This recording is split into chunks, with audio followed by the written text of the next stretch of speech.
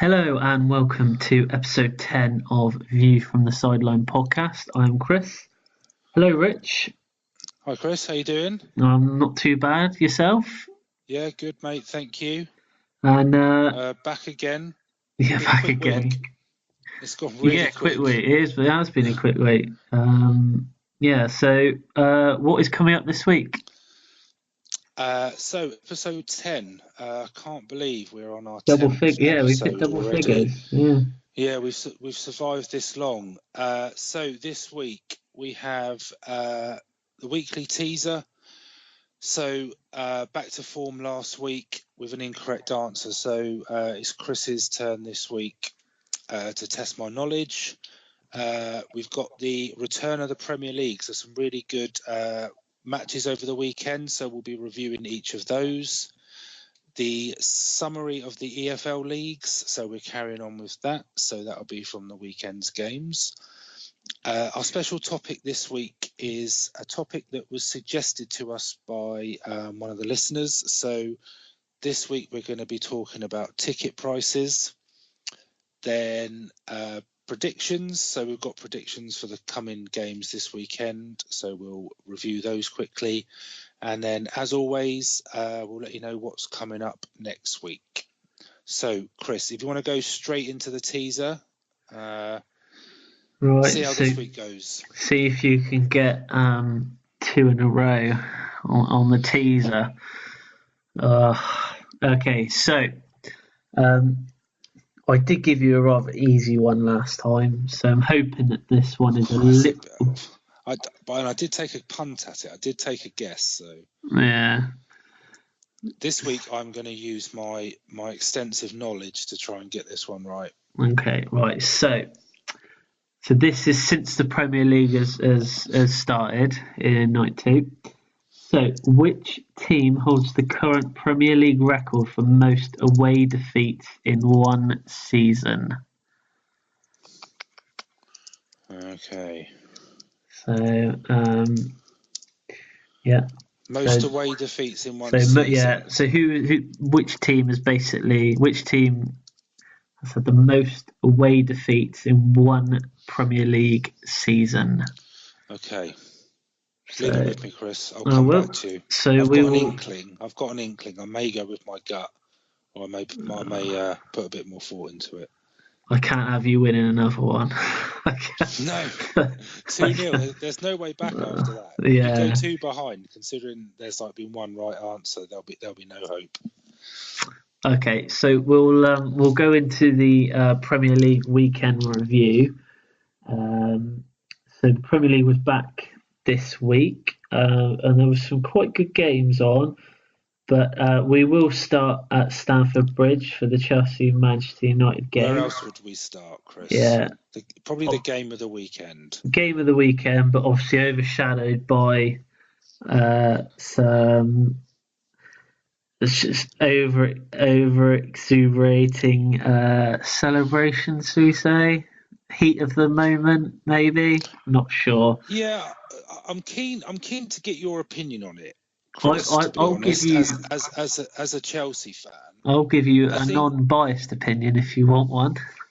Okay, go on. Okay, because I'm not sure on it, to be honest. Because there's been a lot of mixed debate about it, about whether they're the Chelsea guys in the wrong, or whether Mourinho's in the wrong, or whether they're both in the wrong. So from an unbiased but Chelsea fans' point of view, I just want to quickly skim over the game quickly. So Sarri is the first Chelsea manager to not lose in his first 9 Premier League games. Chelsea should have killed the game off in the first half. There were plenty of chances. Man United didn't turn up. United did well to get back into it second half. Martial played well. I thought that Chelsea's performance, it reminded me of what we were like last season. I thought it was very mirror imaged of last season's performances, and for the first time for a while we actually looked quite shaky at the back. I'd say it's the most vulnerable I think I've seen Chelsea look this season. It was, yeah, and I was a bit annoyed as well with Alonso for the first Man United goal. He goes down. he goes down in the box in the build-up, and it's one of those where he's trying to get a free kick for it, but I think he's determined to get it. But then I think he takes it too far, and he's there thinking, well, if I get up, it's going to look like that I'm a bit stupid. So if I stay on the floor, maybe I will still get a free kick. But it just annoyed me a bit. That I thought, from a neutral view, I thought that all of the, I think probably as an overall, I thought the defending for pretty much all of the goals was pretty poor. Yeah. I don't think either team sort of covered themselves in glory with it, especially the United equaliser. Chelsea had probably 2 or 3 chances to get the ball out of the box. And when they do get it out of the box, it almost just seemed to fall to a United player on the edge of the area, and then they score from it.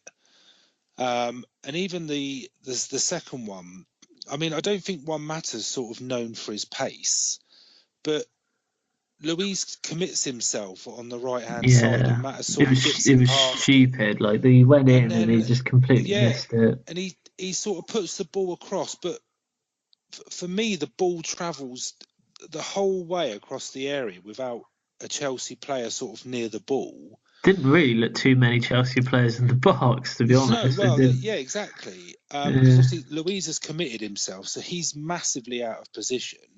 And yes, it's a good finish from Martial, but I can't help but think it's more poor defending. And then the equaliser, I think that's one of the things that United have really struggled with this season, and we've spoken about it before. The ball comes off the post, and no one reacts. No one reacts to it at all. You've got three United players just almost stood still, motionless. Yeah. And then Barkley just sort of needs to tap it in. I don't know whether maybe that's part of what annoyed Mourinho as well. But we'll go on to the. Yeah, sorry. Yeah, I was just going to say, I think it was probably a fair result.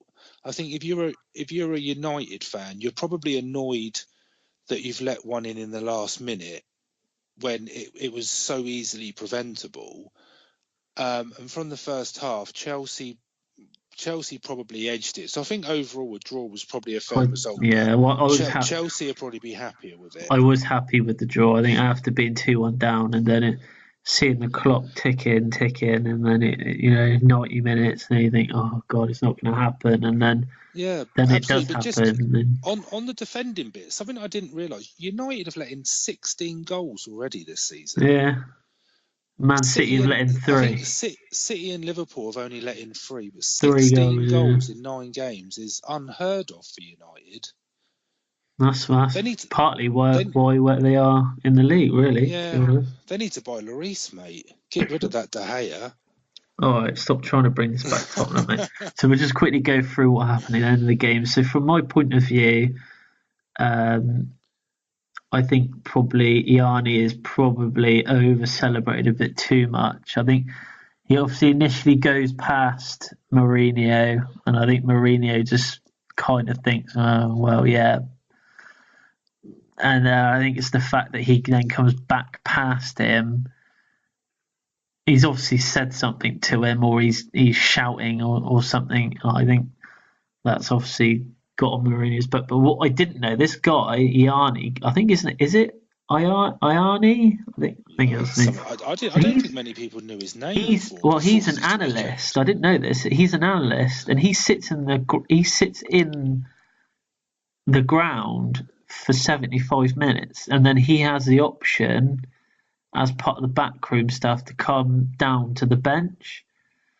So I didn't realise this. Good decision at the weekend to do that then. But yeah, he came down, and then I'll see. He's a very overexcited analyst, isn't he? Well, yeah, he obviously takes his job very seriously. But I think what happened, and I think Sarri apologised. I think you saw on.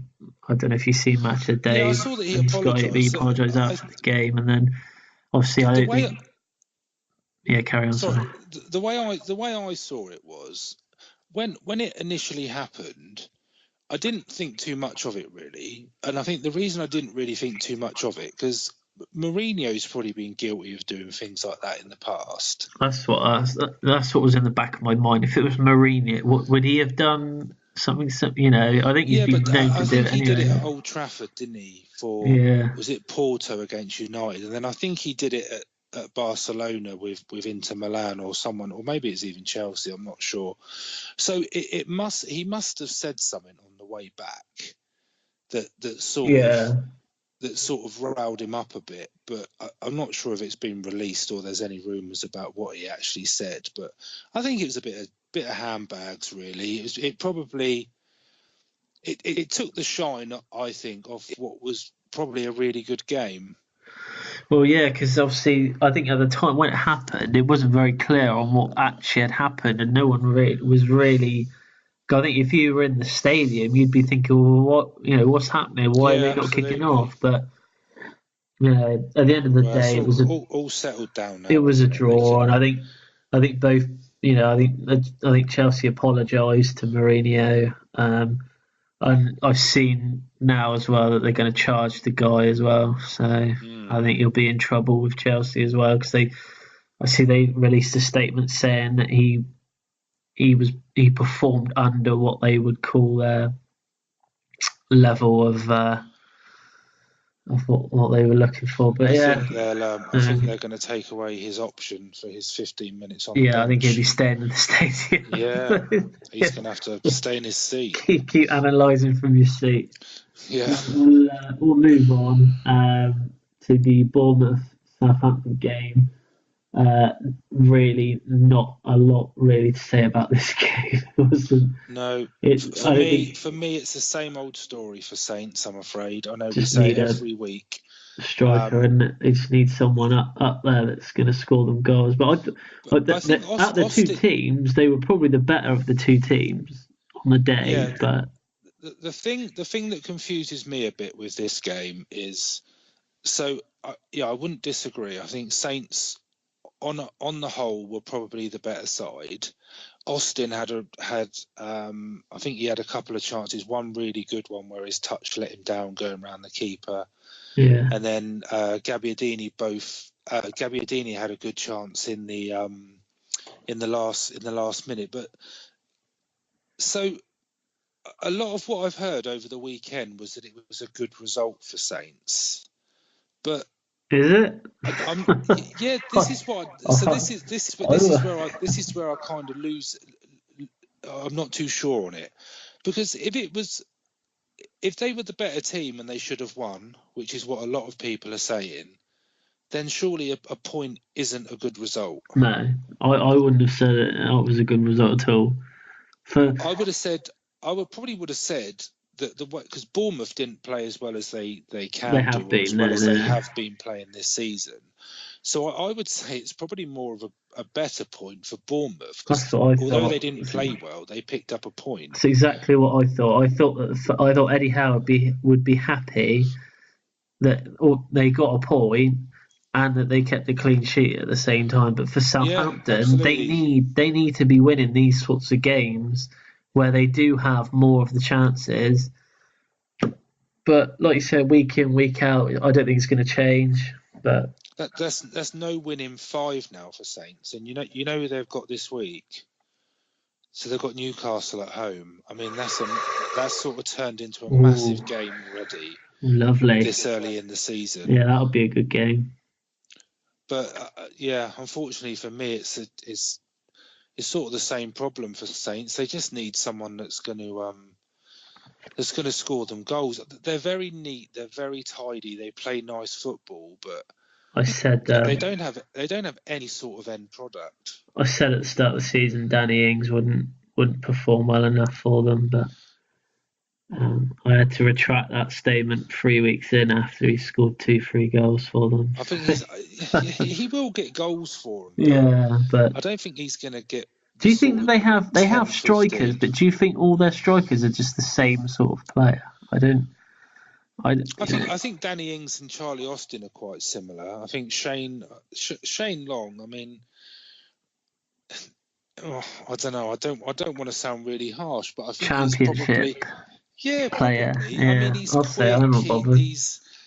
Didn't he go something like a year without scoring or something ridiculous like that? I mean, I know he's a good player, but I mean, he is different to the other strikers they've got. Yeah.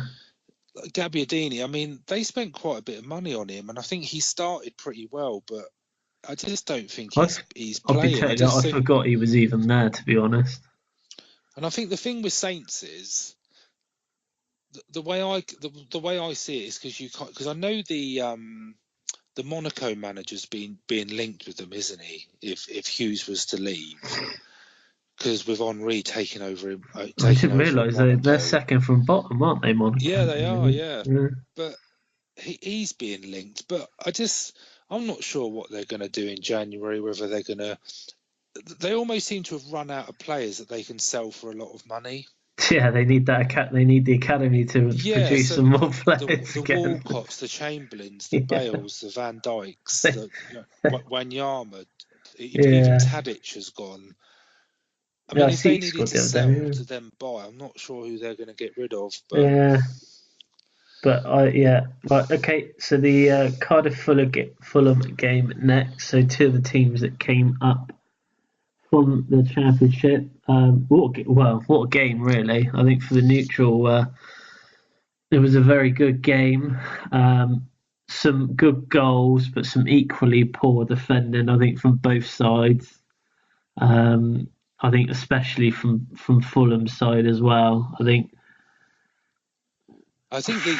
so for me, there's two things.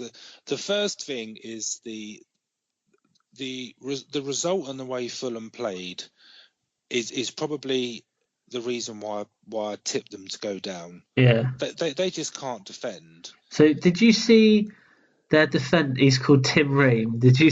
You must have seen him because he was involved in pretty much every Cardiff goal. The Fulham defender Tim Ream seemed to be playing a part of it, and one of the goals he slipped. I don't think any of their defenders had a great game.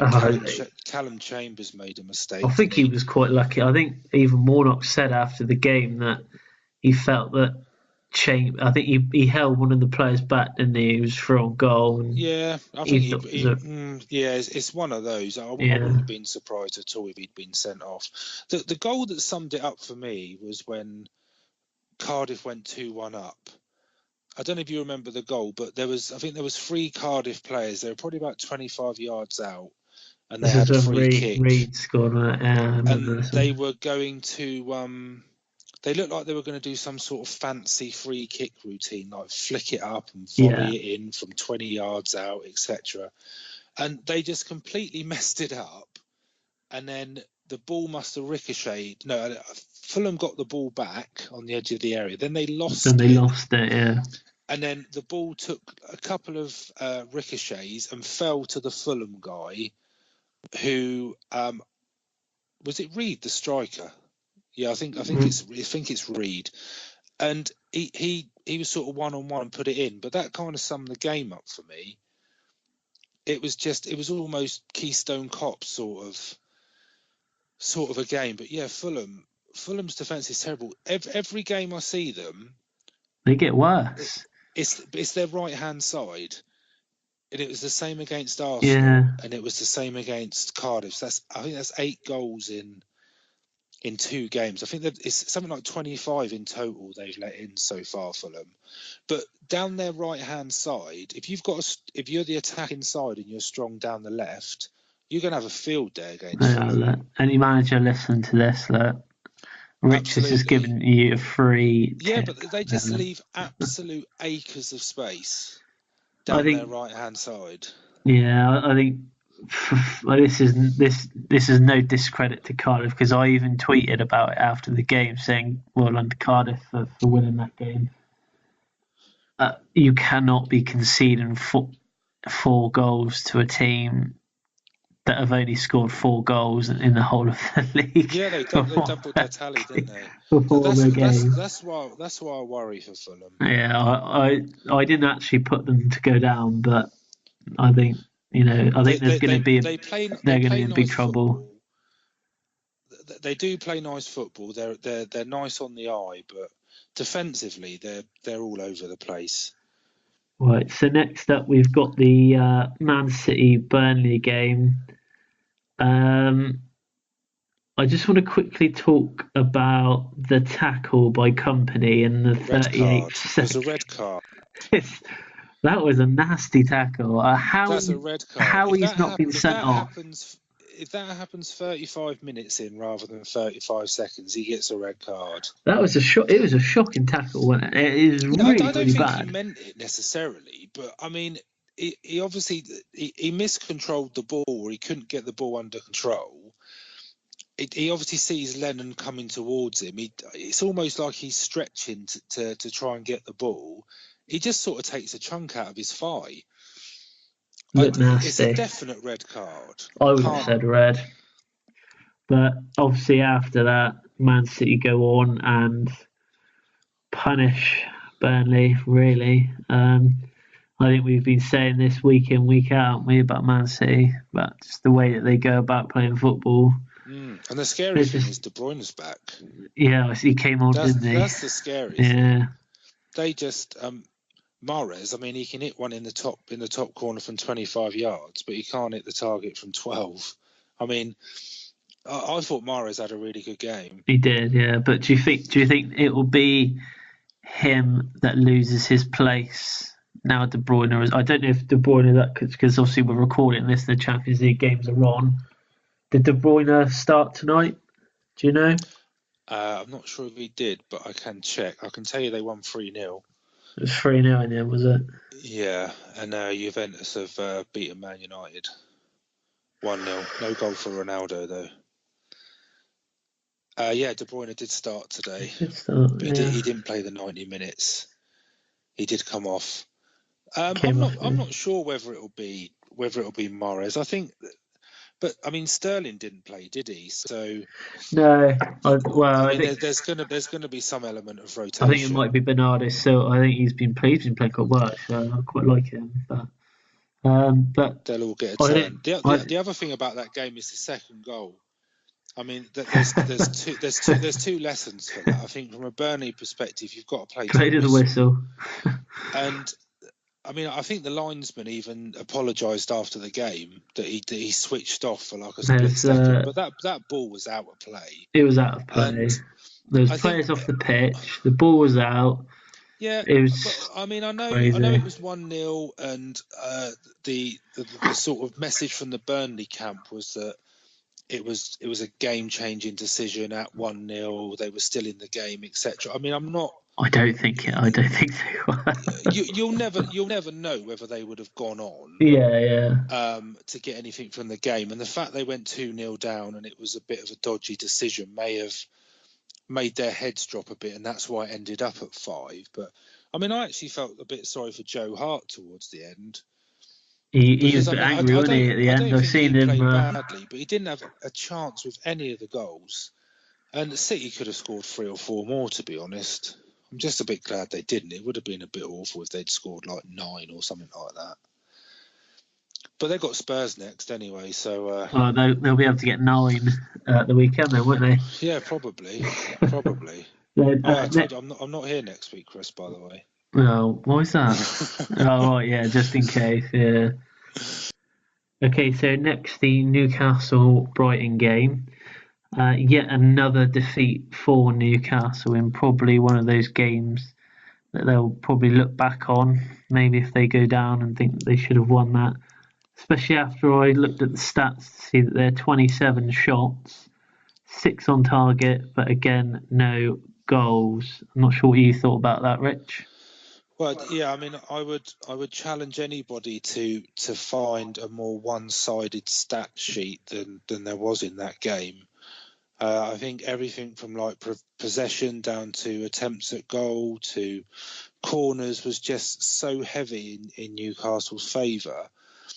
But I guess you could say they were unlucky not to win that game. I mean, Brighton were pretty solid at the back. I mean, they didn't offer an awful lot going forward, but the probably the thing that strikes me with Newcastle is you can't say they've been unlucky all season. They just haven't been good enough. I mean, Rondon, for example. I mean, at the beginning of the season, I remember the first game they played against Spurs. Rondon looked pretty good, and I thought he might be the sort of striker that they've been after for a while. That's going to get you sort of 10 to 15 goals. But he seems to have completely gone off the boil again now. Yeah, definitely. Newcastle, no wins. I mean, they're already 3 points from safety, so something needs to give there. I mean, fair play to Brighton. I thought they played well. I'm not. Out of there's an argument to say they didn't deserve to win because of the stats Newcastle put up, but if you don't score, you're not going to win. Exactly. Well, as what Newcastle, the only team in the top 5 leagues in England to have not picked up a single point at home this season. But do you know the last time they won, Chris? The last game they won, it was actually at home. It was at home. Hang on, I'm having a bad. I've got a bad feeling it's against Chelsea, wasn't it? Yeah, it was. Yeah, back in May. I think they won 3-0. That was the last competitive game they won. Oh, thanks for that, yeah, something's got to improve for them. You can't have 27 attempts.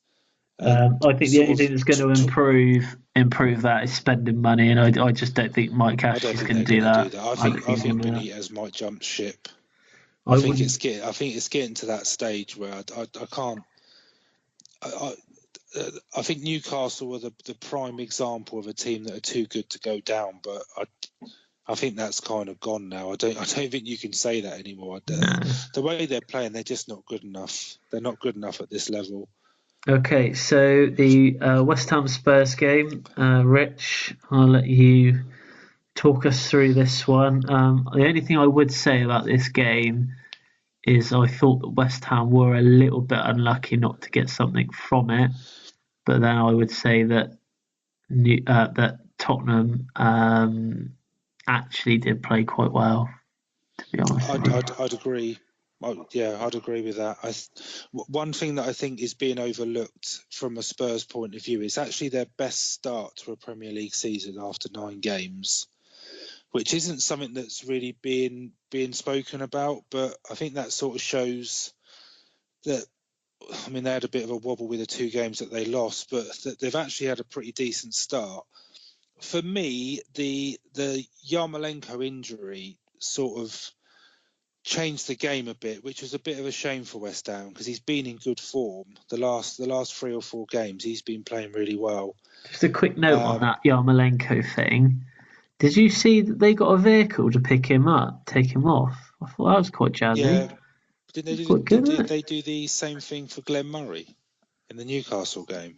I thought, where have all these vehicles come from all of a sudden? It's a bit European, isn't it, this? Well, it's American, isn't it, really? Yeah.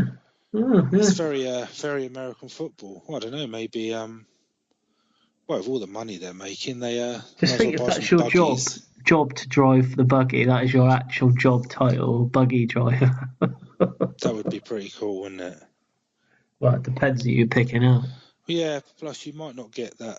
Well, I don't know. A lot of players get taken after now. I was going to say you might not get a lot of work. But anyway, we digress, Chris. So yeah, I thought the injury was a bit of a shame. Good goal from Spurs. It was good build-up from Trippier and Sissoko, which I never thought I'd say about Sissoko in a Spurs shirt. Sort of a good 1-2, and then a decent ball and a good finish from Lamela, which I think from a Spurs fan's point of view, it's been good because he's actually showing a bit of form as to why they paid so much money for him. So do you think he's a little bit underrated, Lamela? Yeah, I do, but I don't think he's been that great at Spurs. I thought he was decent at Roma when they bought him, and then unfortunately, I think he got caught up in all that hype when they bought all the players with the Gareth Bale money. But I mean, he's having a decent season. I think, especially with Ali and Eriksen. I know Eriksen was on the bench for this game, but when they're all fit, I think Pochettino's going to have some tough decisions to make within the Spurs midfield. But just for your point, yeah, I mean West Ham had some really good chances. So yeah, they probably were unlucky, but Lloris made some absolutely The unbelievable save he saves. made from Arnautovic was a very good save. He had such a good game, and Yeah. I think it almost shows that, like with goalkeepers, that some of their saves are worth a goal. Really, the way he played was almost like Spurs getting a second goal, sorry. But he was brilliant. Three clean sheets in a row for Lloris. Do you know, it may interest you, he's only conceded 2 goals all season. Well, he's been good in the last three games, mate, because he's probably sobered up a little bit now. So very funny. But yeah, I know he was injured, and I know he didn't play because of some off-field problems. Injured? Well, no, he did have an injury. Right. But it's only the first 2 games, so the Newcastle and Fulham, they're the only games that he's conceded in. Just one in each game. He hasn't conceded a goal since he's come back. But it's a game Spurs probably would have crumbled in a couple of years ago, maybe 3 or 4 years ago. But with my Spurs head on, it was a great win, especially when sort of West Ham turned United over at home a couple of weeks ago. But yeah, from a neutral perspective, I thought West Ham probably did deserve something out of it. They played well. Lloris was just in good form. Okay, so the Wolves-Watford game next. Now, I think that this result might have shocked a few people, I think, obviously with Watford winning the game. To be honest with you, it was almost like watching a completely different Wolves side. It's just they never got going, and I think to concede 2 goals in such quick succession, I think they were caught with their heads between their tails, whatever the expression is. I think they were a bit all over the place straight from kickoff to literally concede another goal. I don't think the manager would be too happy. Killer blow. I mean, yeah. One thing that I do, and I do like Wolves, but a sort of interesting stat that came out of this game, that was he's named the same starting 11 for 9 straight games now, which is a Premier League first. So I think that just shows the sort of confidence he's got in the players. I thought the first goal, when you sort of watched it live, you thought the keeper he should have saved it. Yeah. But when you see it from the angle, sort of straight on with a goal, Capoue hits it so hard and so sort of sweetly, and I just think he's unsighted. But then to get a second 58 seconds later, and a great finish, by the way. It was, yeah. For the second goal, I think it was almost game over. I mean, there was a bit of me that thought Wolves would have and probably should have come back into it, but I don't think they really troubled Ben Foster. I can't really remember a sort of decent save he had to make. One thing that Wolves have struggled on a little bit is goals. I think because they haven't scored that many, considering they've won so many games. I think a lot of their wins have been by the odd goal. Yeah, they haven't, but I would certainly argue that to say that whenever I've seen them, they always look like they've got a goal in them. They always look like they're going to score. They're not going to score 3 or 4, no, but they always look dangerous enough that they're going to score. But I think the sort of the manager summed it up afterwards. I think it was probably the most disappointing performance they've had this season. It was definitely the shock result with me for the weekend. I didn't see Watford winning that. Okay, so Huddersfield Liverpool next. Daniel Sturridge starts a game for Liverpool in the Premier League. I didn't think we'd be saying that last season, but he's almost rejuvenated his career. I think in the last sort of 2 months, and I think that's because he was voted Liverpool Player of the Month as well. So they obviously still see Jurgen Klopp still sees him in his plans at the moment. Whether they'll go out and buy another striker in January, I'm not sure. But I don't necessarily think they need to. The the thing that the thing I took from this one was, and I don't think Liverpool actually played that well, and I thought Huddersfield were actually I quite thought Huddersfield were unlucky. unlucky. Yeah. Not to take anything from it, but for the first time in quite a while, I actually think that Liverpool have got a lot better squad depth than they've had in the past.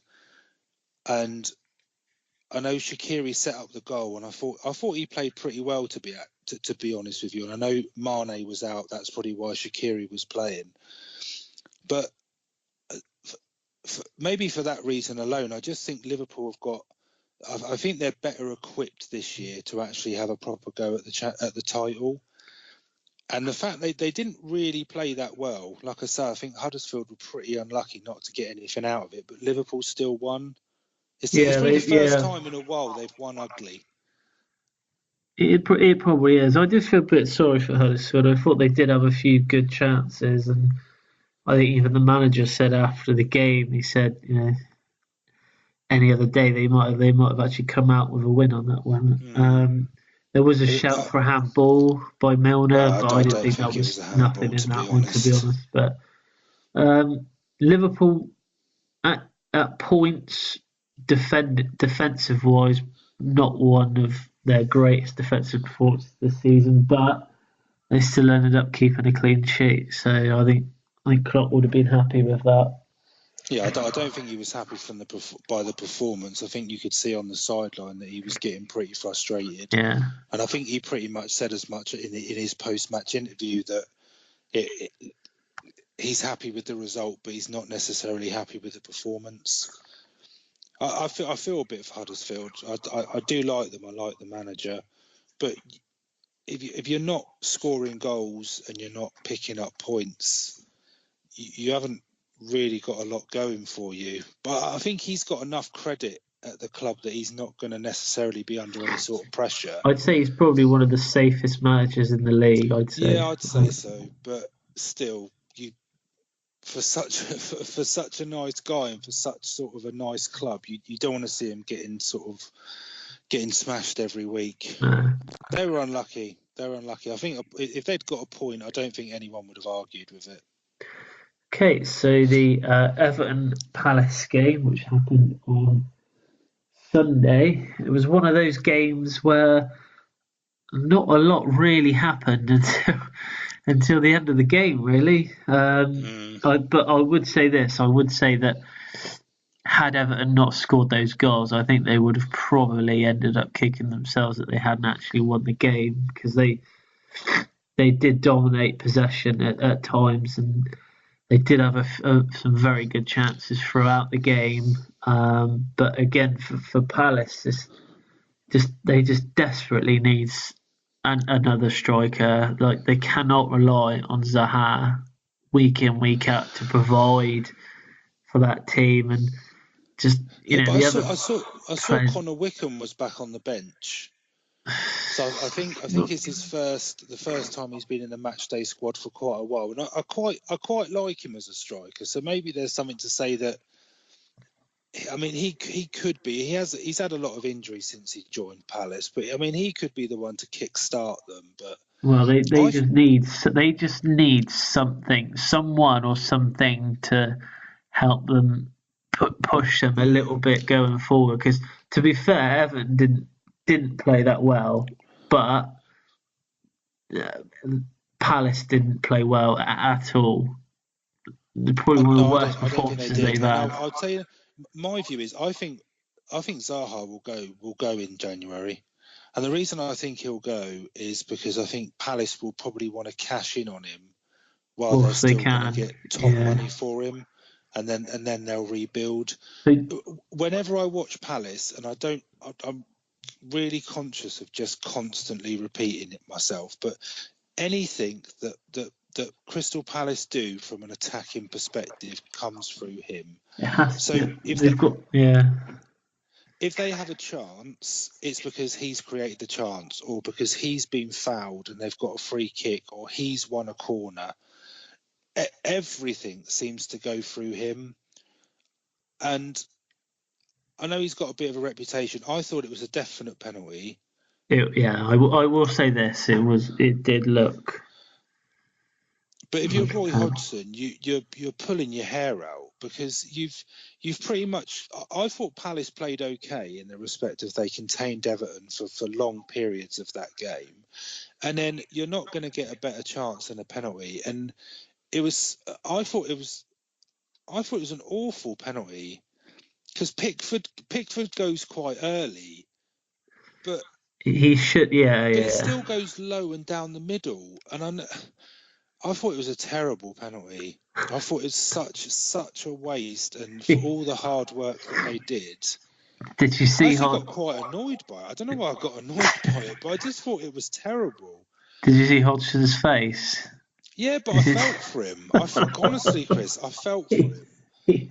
uh, I couldn't figure out whether he was really upset or whether he was literally on the verge of killing someone. Yeah, and all like the commentators were saying he's normally such a good penalty taker, Yeah. and I just kind of thought that what's that got to do with anything? When it matters in a game, I mean, he's put one. Don't give me. It's a decent save from Pickford. I mean, he goes early, he goes to his left, but he sort of does. I don't think he dives full stretch, so he still saves it with his feet. And then to compound it even more, the Everton first goal. And I actually paused it. I paused the TV when the cross came in. There was 9 Crystal Palace players in the box, yet the guy had a free header. I think it was 9 against 5, and Calvert-Lewin has a free header. Good header though. It was a good header, Yeah. but they can't defend like that. That if Palace, I sound quite passionate. I don't know. I don't know. Are you a secret Crystal Palace? Is this is the whole Tottenham thing just as just to I do cover up like that you are Palace, a huge Crystal Palace fan? I do like Palace, but where I'm trying to like draw a definition is Newcastle, for example. I don't necessarily think they're playing well enough to deserve to get any points. But the frustrating thing with Palace is I thought they played all right, and They were all. I wouldn't. You know, they played all right. I they mean, were all I right. thought they nullified Everton quite well. I don't think Everton were offering that much of a threat. I mean, they had a couple of good chances, but then you get a penalty and you missed it, and then just absolute basic defending. I think was it the 84th minute they scored, something So it like was the that. 84th and the 86th. Yeah, They weren't very far apart. But and then you're 1-0 down. If Palace had held on for a point there, I would have said that was a good result. Not necessarily like the Saints and Bournemouth. I would have said that would have been a good result for Palace. But and their next 4 games: Arsenal, Chelsea, Spurs, and United. that's all right then. They got easy Well, 3 points against Spurs, and then the rest they'll just lose, won't they? I'm a Palace fan, Chris. That has no effect on Yeah. me. But You win either way. I almost, and I'm not a massive Roy Hodgson fan. I just felt a bit sorry for him. I just thought all that work, and it just sort of got undone by a poor penalty and then poor defending. Anyway, rant over. I put my soapbox away. Okay, so the last game of the weekend came last night. It was the Arsenal-Leicester game. Arsenal coming from behind to win that game. But when I criticised Arsenal probably about 5 weeks ago now about the lack of that Aubameyang was scoring. Since then, I think he's pretty much scored in every single game since. So, Yeah, but Arsenal just keep winning at the moment, don't they? They just I think since they lost to Chelsea, I think they've won every game. yeah. And, I mean, even Ozil, and I mean, I'm not his biggest fan. I think he's pretty overrated, to be honest. But A good game.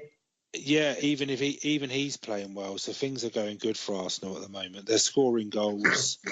I just think it took them time just to get used to what the manager was trying to do with the tactics. Because I remember they at the start of the season they were playing it out from the back a lot, and the defenders and the goalkeeper didn't look as they weren't.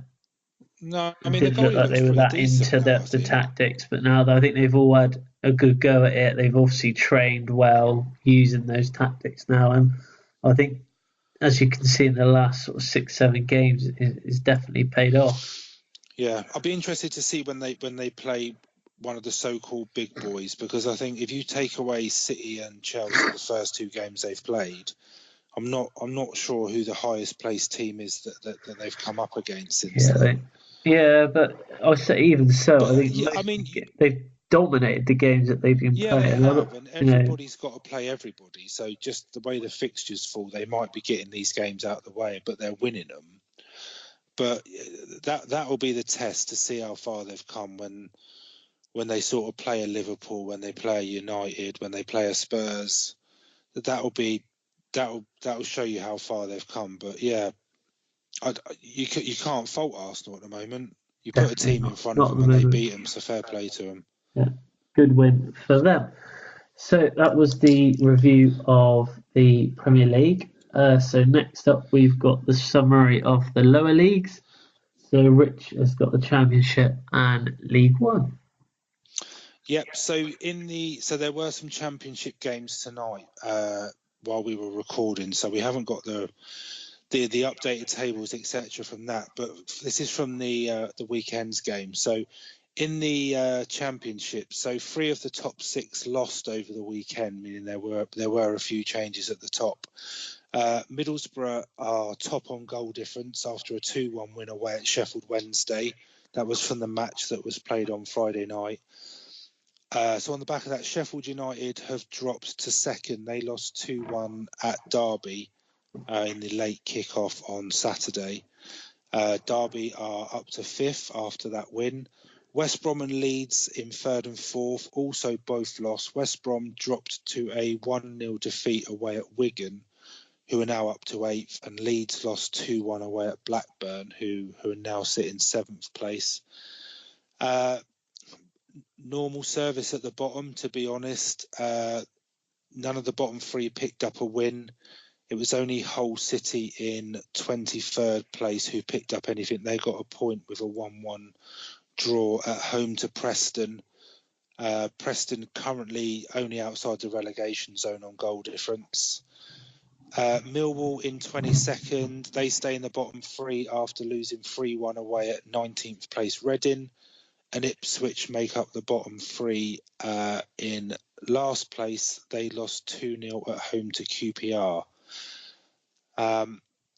The thing that strikes me, Chris, just from a brief summary on the Championship, is how many ex-Premier League clubs are still in the Championship and sort of almost established in the Championship. There's sort of I mean, some of them may go down. Ipswich, for example, they're having a terrible season, but people like Hull, people like Reading, people like QPR, they're sort of all in the bottom half. Maybe not as much of a threat of relegation, but it's just full of old Premier League clubs, the Championship. Well, it's a difficult league to get out of, isn't it? I think if you go down and you don't come up in the first season, I think you're more likely to struggle. Be in a bit of trouble. You might stay there for a while. So on to League One. So Portsmouth extended their lead at the top to 6 points now.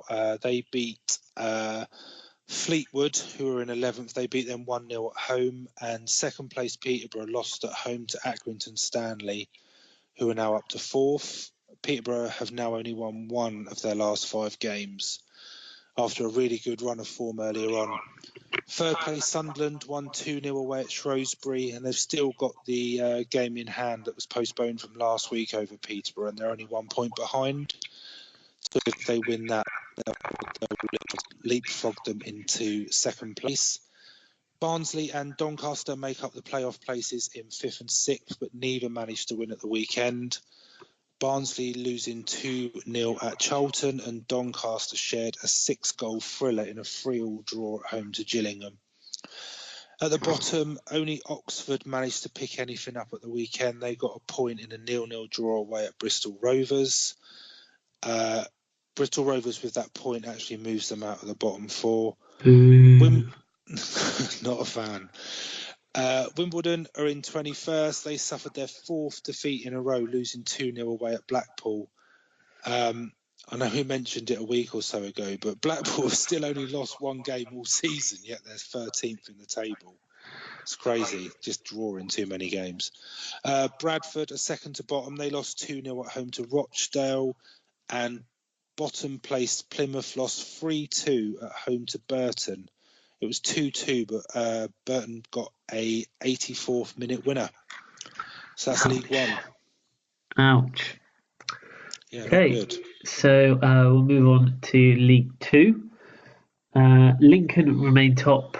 They only managed to draw at home to Cambridge. That ended 1-1. But Lincoln were down to 10 men for the majority of that game after they had a player sent off within the first 25 minutes.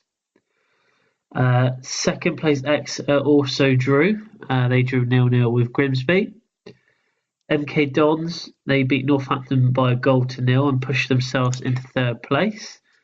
Newport moved down to 4th after losing 4-1 away to Crawley. And that now puts Newport back onto a negative goal difference. I don't know if you remember me saying earlier on in the season that they were second and then a negative goal difference, but they clawed it back to neutral goal difference, but now back into -3. So, 5th, Colchester. They beat Morecambe 1-0 and Tranmere 6th. They were held to a 0-0 draw against Yeovil. Bury moved into the playoff places after a 4-0 win against Notts County. Bottom side Macclesfield registered their first win of the season. They came from behind to beat Carlisle 2-1. They scored 2 goals in the last 15 minutes to secure their first win of the season, but they do remain bottom of the league. Cambridge got a draw against our top side, as I mentioned before. They remain second from bottom, and above them, Cheltenham also drew against Forest Green. So none of the bottom 3 actually lost this week. 2 draws and a win. So they have clawed some points back on the teams above them. So that was League Two, but I know you like a little bit of a stat, Rich. I love a stat. I've got this one especially for you. Right, so of the 12 games that were played in League Two at the weekend, 5 were draws, 3 of which were 0-0, the other 2 were 1-1, and 4 of the games ended 1-0. So there was not many goals at all in League Two this week. But like Rich said, they have had games tonight, I believe. So yeah, I think there was games in all 3 divisions tonight. They've changed a little bit, but yeah, that was League Two. So Rich, what's coming up in part 2? So part 2, we're going to look at our special topic this week, which is around ticket prices in football, the cost of them, how much clubs are making, etc. Then we will touch briefly on predictions, and then we'll let you know what's coming up next week. So we'll see you in part 2.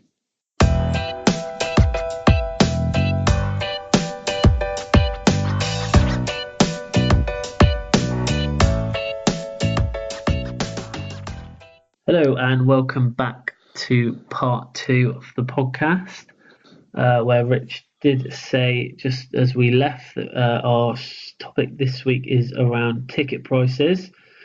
Obviously a lot has been said around ticket prices. It might have been one of the most talked about things in football, I think, over the last few years. And I think personally, they've always been a major talking point. And I think the cost to go watch a football game these days is far too much for someone like myself to be able to go week in, week out. I'm not sure about you, Rich. What were your thoughts? For me, the issue I have with the ticket for football, and predominantly the Premier League, is just the complete inconsistency. So just from doing a bit of research, so I came across a website, goal.com, and what they've done is they've published the highest price ticket and the lowest price ticket for every Premier League club Seen this, for this season, and there is a bit of a pattern. I'm not sure if I'm right in sort of my assumption as to why, but Arsenal sit top of this list with a highest ticket price of £97. Now, that I just find that truly unbelievable that a Premier League club who earn, assuming that price is accurate, that a Premier League club who earns so much money through commercial sort of revenue streams and someone £97 to watch a match. I mean, I don't know the sort of the extent of the seat you'll get, etc.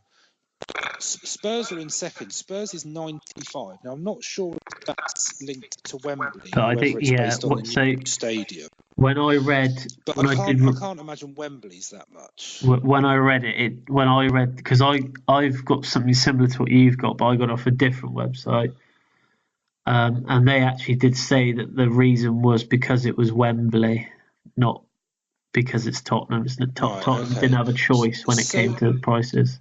So your top five are Arsenal, Spurs, Chelsea, West Ham, and Fulham. Now, Fulham are listed at £75 for their most expensive ticket, but the striking thing from that list is that they're all London. They're all London clubs, yeah. Now, I don't know whether it's because you get a lot of tourism in London. Obviously, I guess the majority of the tourism into the country goes into London, and people want to watch Premier League football, so they can pretty much charge what they want, because the people that are here on holiday or business or whatever, they'll pay these prices.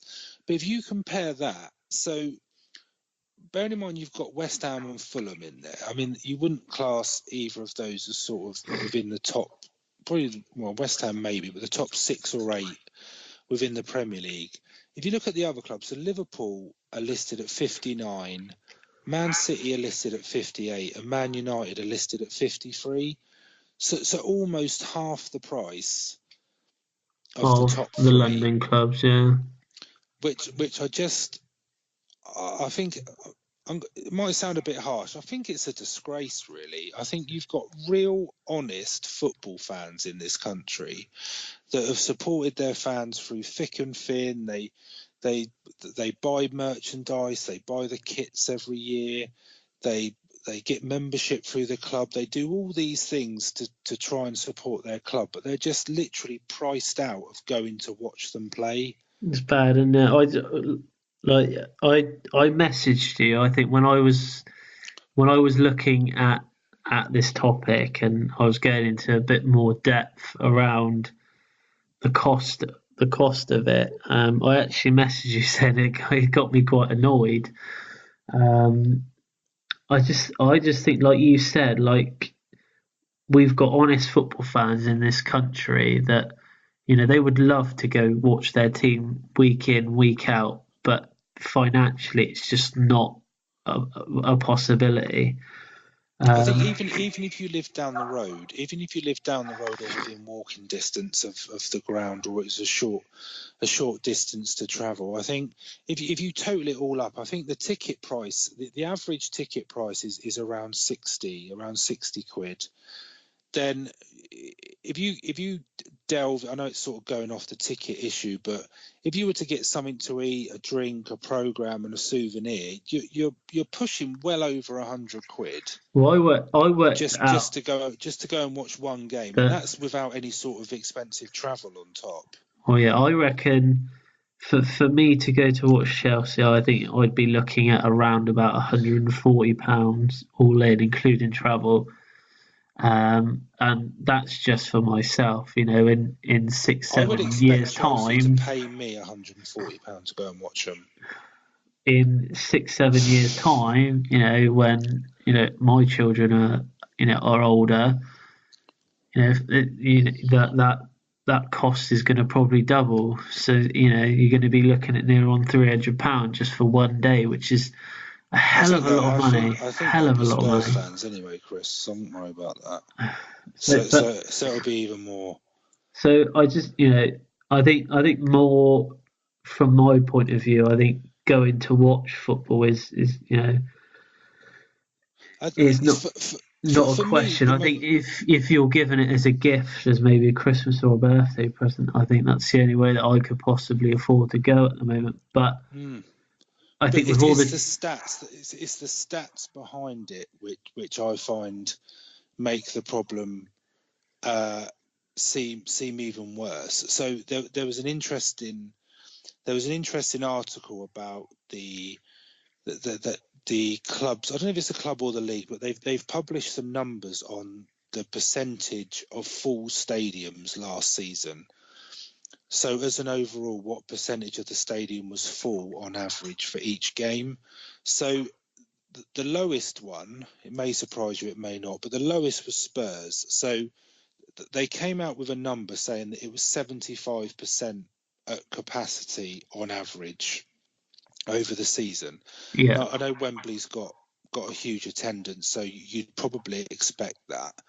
But the highest populated stadium on average was West Ham at 99.8%, apparently. So they're pretty much saying for every West Ham game, it was over 99% full.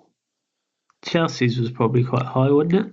Chelsea's was quite high, but Yeah. then there's another story on the back of that where another report came out saying that the number was inflated Oh. by about 12%, Oh God. which obviously isn't great reading. But all I then think about is that there's empty seats. So Surely, yeah. I don't know what you're gonna say. It's just but why? I just kind of think if you look at an airline, that if an airline will pretty much give a seat away for a low price just to get a bum in that seat, just to make any sort of surely money. any money is good money. That's Yeah, how I would why say would the it. club Yeah. not do that? If I was to get a ticket for a tenner or something, I'd be much more likely to spend more money on sort of merchandise and on Shirt or something. programs and Yeah, things yeah. like that.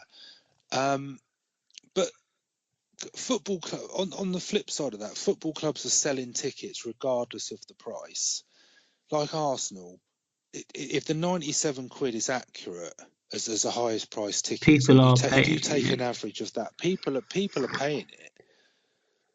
So I just find it a bit. But I find it a bit of a shame that you can't go and follow the team that you support because you just can't. I know tickets are limited. Stadiums haven't got endless capacities, but it's just such a shame that you can't go and watch them. And as well, yeah, I don't know if you came across this, but there's over 50% of clubs would still make a profit even if they played with no fans. it's crazy, isn't it? So When you I think think about it like that. strangely, Leicester were top. Leicester were top of this table, and they made something crazy, like just under 77 million or something in profit. And that's how much profit they would have made as a club, even if they hadn't had one spectator at a home game. They still made that much money. It's just Yeah, they'll incredible, isn't charge. it? I think Leicester was around 35 pound. They'll still charge £35 for a ticket. Yeah. So I did some investigating into clubs that maybe go above and beyond for some of their fans. Um, so the first one is to all Premier League clubs with the away tickets. So the cap that's been put on away tickets recently, obviously where they can't charge no more than £30 for an away ticket, which is quite good. But obviously away tickets are very much harder to get hold of because obviously you've got a lot less of them. But Southampton actually sell their away tickets for 20 quid. I didn't know that. I thought that was pretty Yeah, good. but it is that not subsidised? I think Virgin Media do something for that, don't Oh, they? right. And As then, their sponsor, I think that which doesn't make it any less of a good thing to do, because it shows that they're trying to get people behind their team and they're trying to do the right thing by making football affordable for the fans. But that's something that all sponsors could do. I mean, they're all sort of global, multi-billion-pound companies. So I think that's just something that Virgin Media are sort of leading the way. And Liverpool. So Liverpool sells some tickets off for £9 if you live in an L postcode. Yeah, which I saw that. That's a really good. That's pretty good incentive. So that's more for obviously the local sort of fans. So if you can prove that you live in an L postcode, they have some tickets available for not for little as £9.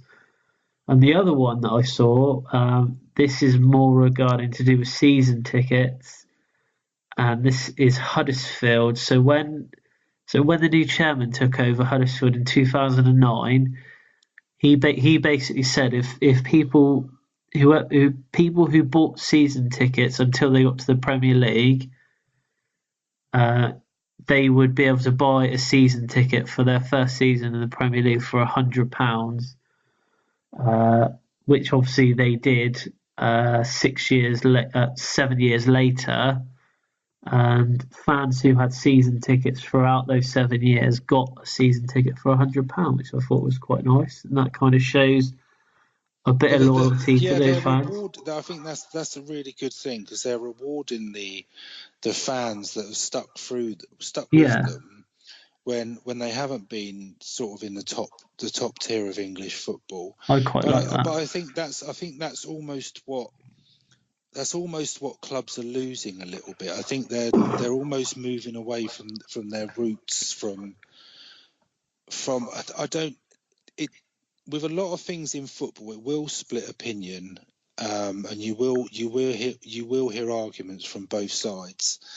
And ticket prices is one I struggle to decide which way I'm going to go, because I realise that football clubs are.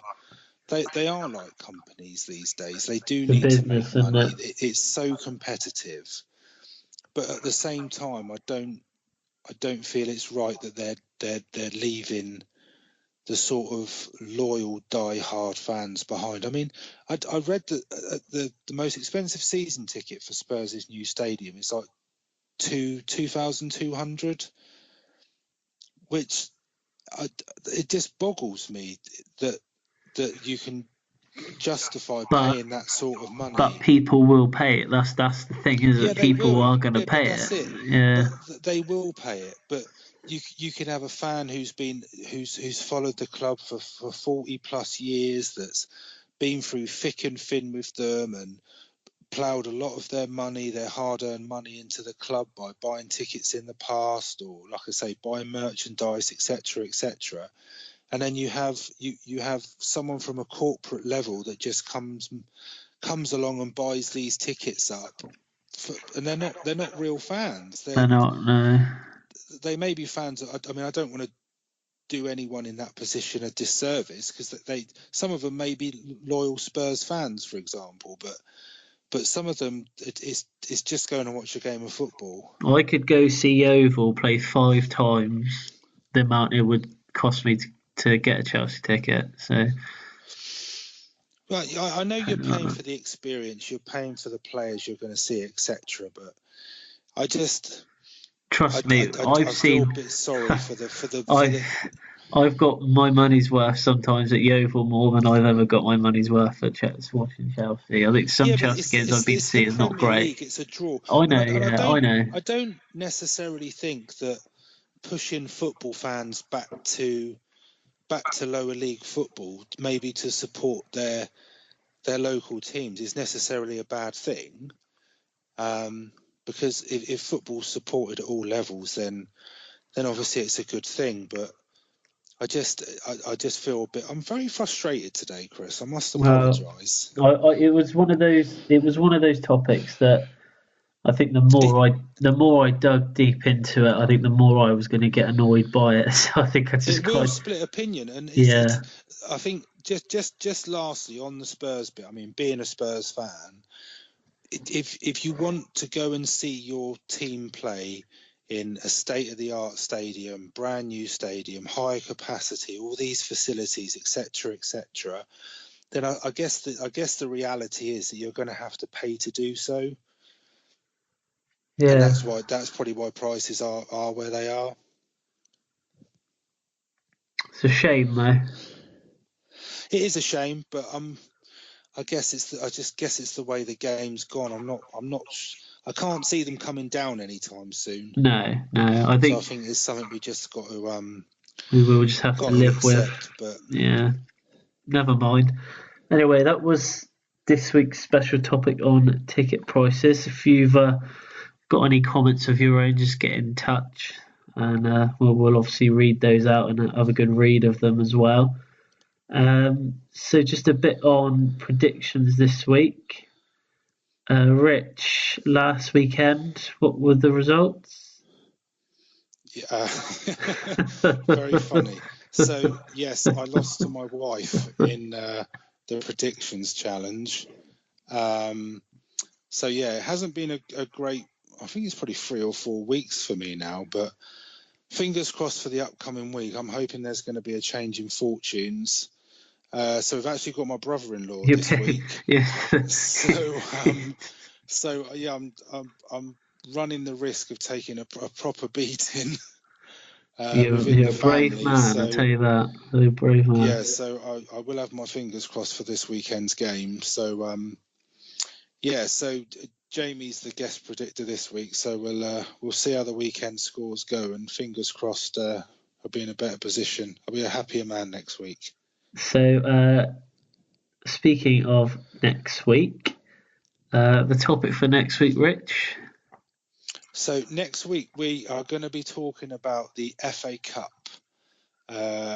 So to sort of tie in with the competition that we're running, the fantasy football for the FA Cup, and the draw just being made for the first round proper, we're gonna have a look at the FA Cup and see whether we think it's lost its magic and whether it's been overtaken by other competitions such as the Premier League and the Champions League, and see if we can just revive the Premier Cup competition, probably in the world actually. So yeah, the FA Cup's going to be our special topic next week. Yeah. So now we also have something else that you want to share, Rich. The new website, I believe. Yes, I do. So some of you may know because it's been out on social media. So we have had a website created, which is now up and running. So you will be able to see all the results from the predictions challenge. You'll be able to find out all the details with regards to the fantasy football competition we're running, all previous episodes of the podcast. And on the website as well, we've just recently launched the View from the Sideline blog.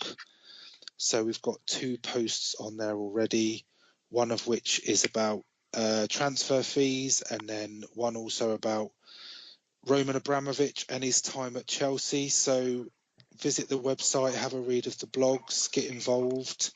It's quite interactive, which is good. So yeah, it's gone really well. It's a good addition. It's a good addition to the podcast.